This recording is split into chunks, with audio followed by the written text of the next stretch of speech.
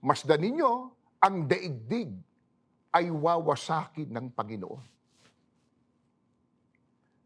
At pagka ginawa ng Diyos ang pagwasak sa daigdig, paano yung mga pinagkaabalahang gawin ng tao?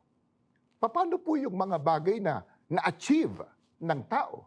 Gaano mang mga kadakilang achievements yon? Ang sabi ng Panginoon Diyos, mawawasak ang daigdig at wala nang pakikinabangin dito. Ano man yung nagawa ng tao, ano man ang naipon niyang kayamanan, ano man ang narating niyang taas ng uri ng karunungan, at gaano man naging kadakila ang tao, pag winasak po ng Panginoong Diyos ang daigdig na ito, ang Diyos ang may sabi, wala nang pakikinabangin dito. Pero bakit dapat po natin itong maunawaan at lubos na sampalatayanan? Sapagkat ang sabi ng talata, mangyayari ito sapagkat sinabi ng Panginoon. Pagkatao lang, baka pwede pa tayong magduda. Ang tao, minsan kapos ang kakayanan. Limitado ang magagawa.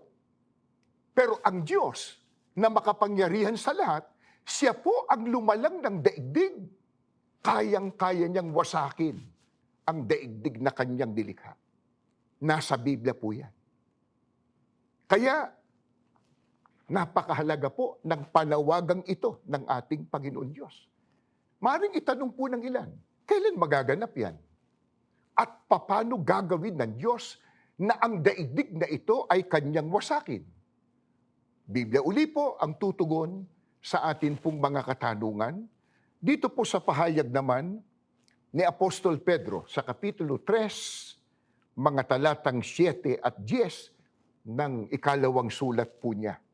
Ngunit ang sangkalangitan ngayon at ang lupa sa pamamagitan ng gayunding salita ay iningatang talaga sa apoy na itinataan sa araw ng paghuhukom at ng paglipol sa mga taong masama.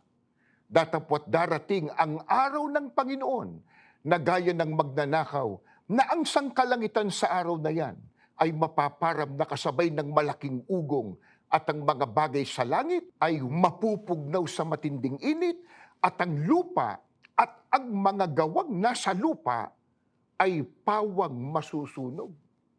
Kailan po magaganap yung babala at panawagan ng Panginoon Diyos na ang daigdig na ito ay kanyang wawasakin?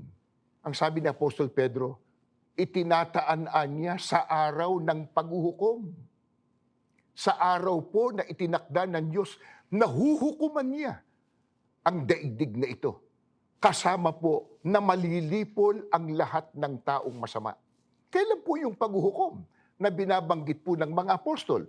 Ang sabi po ni Apostol Pedro, darating niya ang araw ng Panginoon na gaya ng magnanakaw. Sino po yung Panginoong tinutukoy doon? Ang ating Panginoong Jesucristo na itinakda ng Diyos na siyang maghuhukom sa kanyang ikalawang pagparito. Paano po gagawin ng Diyos yung pagwasak sa daigdig? Sinagot din po, ang sabi po, ang mga bagay na nasa langit, matpupugnaw sa matinding init, at ang lupa, ang daigdig, at ang mga gawang nasa lupa ay pawang masusunog.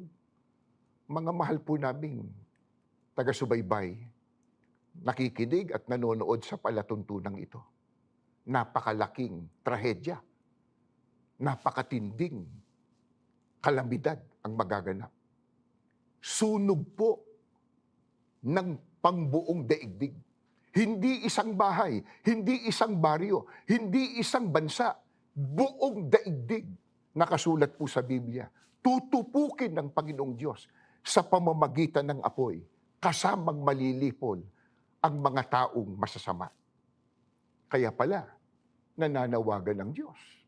Bago dumating yun, nananawagan na siya.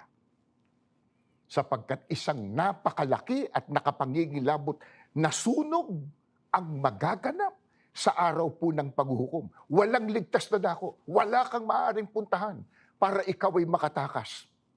Masusunog ang buong mundo. Ano po ang ginawa ng Panginoong Diyos? Ibinigay niyang halimbawa para patunayan po na magaganap ang itinakda niya na araw po ng paghuhukom. Balikan po natin ang ikalawang sulat ni Apostol Pedro. Dito naman po sa Kapitulo 2, mga talatang 5 hanggang 7. At ang dating sanglibutan ay hindi pinatawad. Datapwat, iningatan si Noe na tagapangaral ng katwiran na kasama ng ibang 7 pa noong dalhin ang pagkagunaw sa sanglibutan ng masasama. At pinarusahan niya ng pagkalipol ang mga bayan ng Sodom at Gomora na pinapaging abo ng maging halimbawa sa mga magsisipamuhay na masama. At iniligtas ang matwid na si Lot na lubhang nahahapis sa mahahalay na pamumuhay ng masasama. Ano po itong binasa ko sa inyo mula po sa Biblia? Ito po'y nangyari sa panahon po ni Noe at sa panahon po ni Lot.